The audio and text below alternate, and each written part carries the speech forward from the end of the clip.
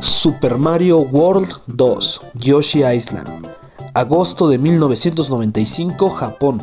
Octubre de 1995, Estados Unidos y Europa.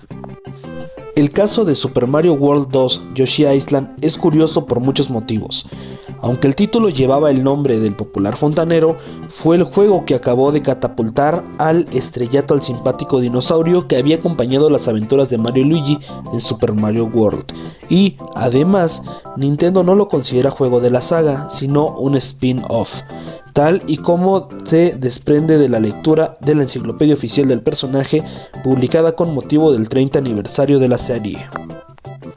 Yoshi ya había protagonizado varios juegos con anterioridad, como el de puzzles de Yoshi's Cookie de 1992, su estreno en Super Nintendo, y Yoshi Safari de 1993, un juego de acción en primera persona que requería de la Nintendo Scope para disfrutarse. La Nintendo Scope era un periférico con forma de escopeta con el que el jugador apuntaba y disparaba directamente a la pantalla, de la misma forma que se hacían las máquinas recreativas de la época, o con la popular pistola Sniper de NES con la que se jugaba a Duck Hunt en 1984. Estos títulos menores habían intentado aprovechar la popularidad del personaje, pero no contaban con un desarrollo y un planteamiento concienzuzado detrás de ellos. Super Mario World 2 Yoshi Island llegó en un momento importante para Nintendo y para su consola más exitosa, una Super Nintendo que estaba ya en sus últimos años de vida. La compañía había roto relaciones con Sony, con quien puesto su marcha en el proyecto de un dispositivo conjunto, y esta decidió lanzar su propia consola. La PlayStation, que salió a la venta a finales de 1994 en Japón. Por su parte, Nintendo estaba trabajando en Silicon Valley en la consola Ultra 64, una máquina que iba a erigirse en una auténtica revolución y que acabaría convirtiéndose en la futura Nintendo 64. Pero esta se estaba retrasando más de lo esperado. En el contexto de salto generacional incipiente, con Sega lanzando su nueva Saturn, también en el último tramo de 1994, Nintendo debía seguir explorando los límites de su consola de 16 bits mientras preparaba el desembarco de un nuevo hardware, y para ello decidió tomar un camino distinto del que se había visto hasta el momento. Desde la desarrolladora tenían claro que había que innovar, pero había dudas sobre cómo llevar a cabo esta evolución. Super Mario World había sido un éxito masivo con más de 20 millones de unidades vendidas, así que intentar repetir la misma fórmula podría haber sido comprometido y poco rentable. Para este trabajo estaban al frente Takashi Tezuka, mano derecha de Miyamoto desde Super Mario Bros., y Shigefumi Hino, que había trabajado también en el desarrollo del primer Super Mario World. Ambos habían colmado ya sus ambiciones en el género de las plataformas de avance lateral con Super Mario World, por lo que definieron y prefirieron centrarse en un proyecto diferente. Decidieron, pues, empezar desde un punto de partida nuevo, y eso pasaba por cambiar el personaje principal y apartar a Mario del primer plano. No tardaron en llegar a la conclusión de que Yoshi era el protagonista idóneo y el reclamo principal del siguiente videojuego de la saga. En el anterior juego se habían creado para ciertas mecánicas únicas y había ganado mucha popularidad y el interés entre el gran público.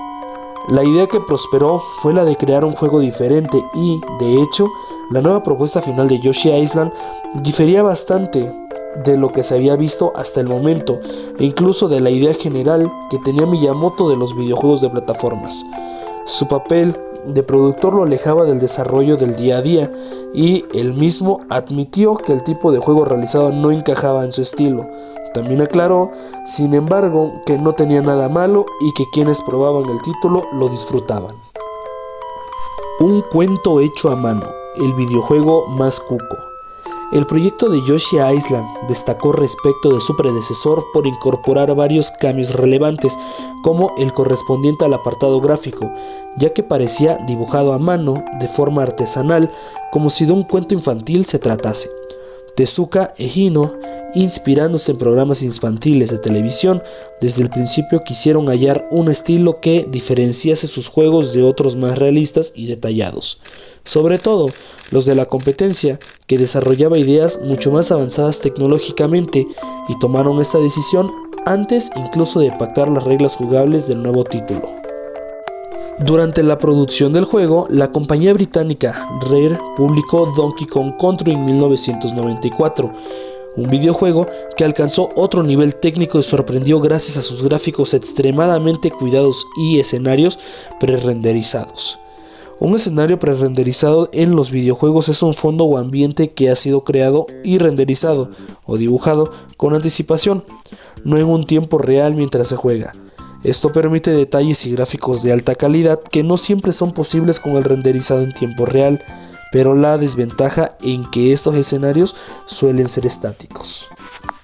Esto fue algo por completo inédito en Super Nintendo. En Nintendo, sin embargo, con Yoshi Island, en una etapa muy avanzada de su desarrollo, decidieron diferenciarse de este estilo y optar por destacar desde el punto de vista creativo. Eso no significaba que Yoshi Island no fuese un juego innovador y tecnológicamente avanzado. Al contrario, se desarrolló con el chip Super FX2, que permitió utilizar algunos efectos que habrían sido impensables en Super Mario World, como el de manipular y rotar objetos 2D o aumentar el número de colores en pantalla. Esto repercutió en un juego vibrante y colorido que se convirtió en uno de los títulos más atractivos de la consola. En este apartado audiovisual también tuvo mucho que ver el compositor Koji Kondo. De nuevo, sorprendió a sus compañeros con melodías únicas, en este caso apostando para los jefes finales por un tono muy relajado y particular, que sería el habitual de toda la aventura. Kondo supo reflejar en la máquina el concepto de juego, título que era incompatible con la prisa, que se recreaba en los detalles, en los matices de los escenarios y en el estilo familiar y artesanal. Desde el primer momento, pues, el jugador sentía que Yoshi Island no era Super Mario World y, cuando tomaba los mandos para arrancar a jugar, era mucho más notorio. Nace un nuevo juego de plataformas.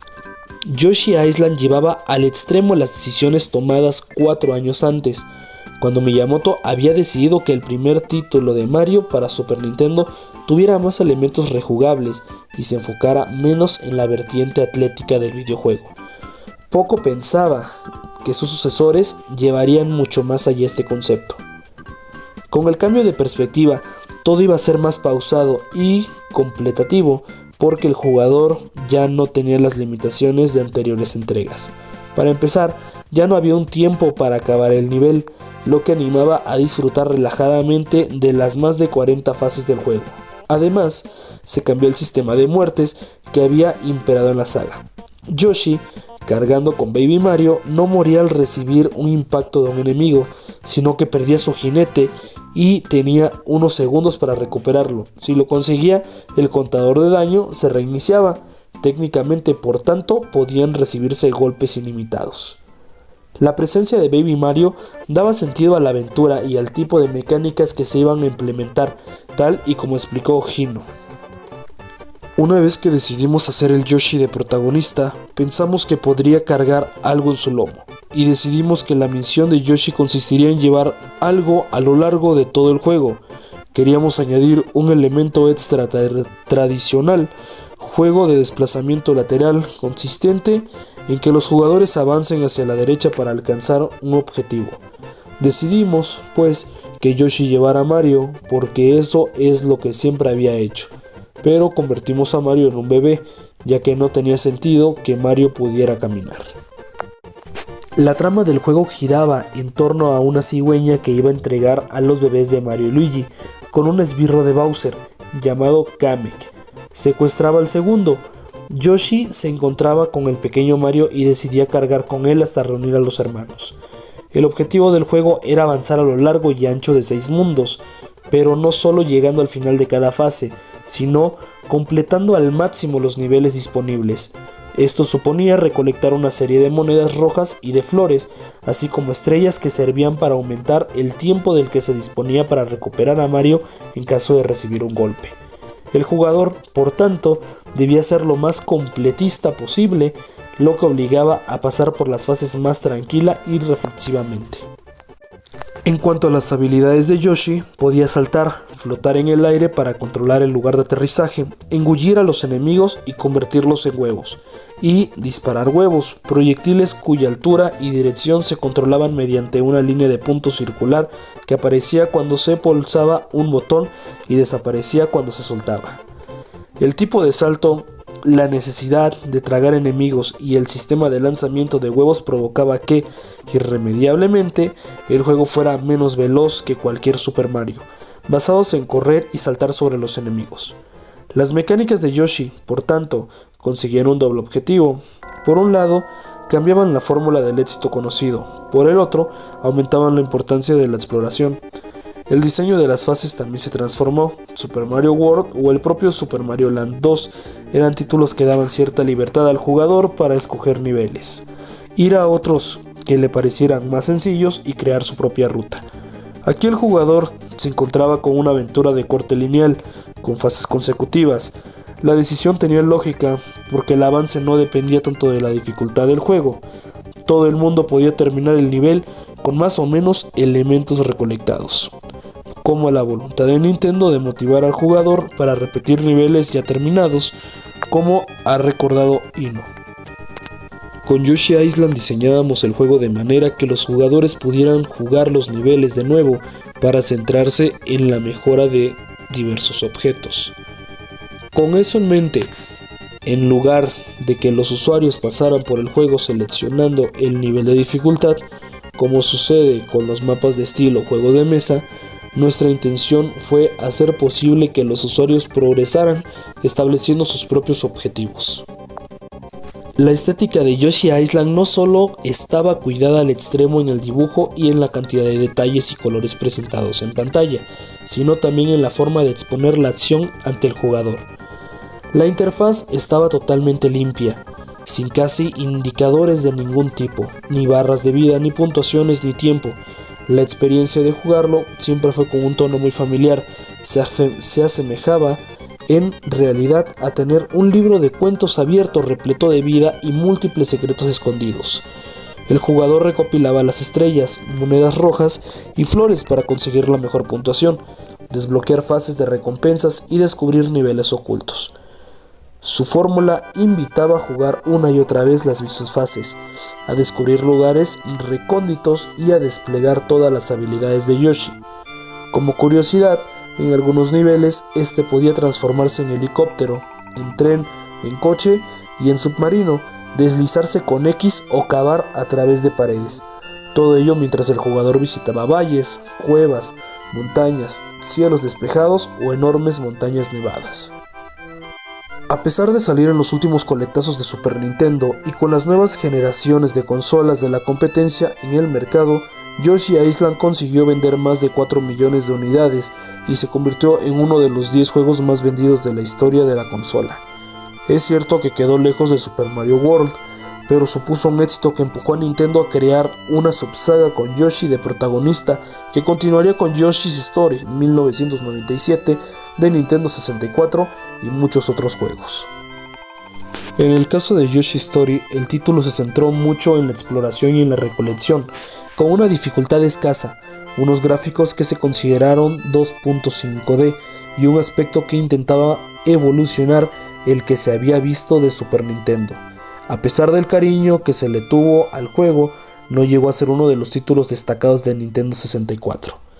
Desde el momento, los juegos protagonizados por Yoshi fueron un banco de pruebas para distintas consolas de Nintendo, proponiendo explorar nuevas maneras de jugar desde una vertiente de juego de formas 2D, algo diferente.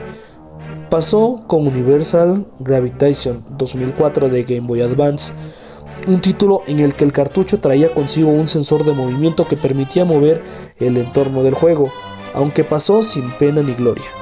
Poco después, en 2005, saldría Touch & Go para Nintendo DS, que intentaría aprovechar los controles táctiles sin demasiada inspiración.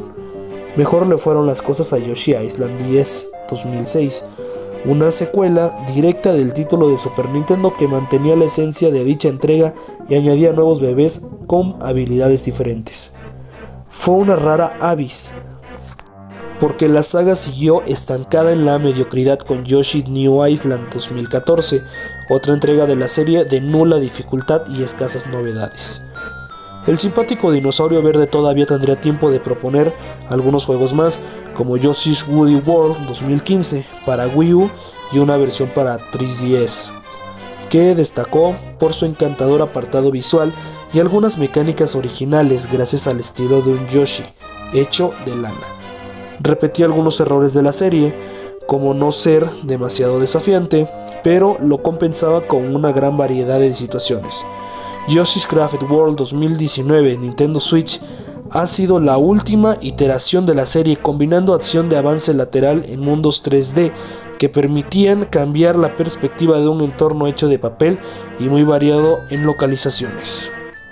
Eso sí, a pesar del paso del tiempo y de las consolas, ninguna de estas entregas que han aparecido hasta el momento ha conseguido la recepción de crítica que tuvo Super Mario World 2 Yoshi Island.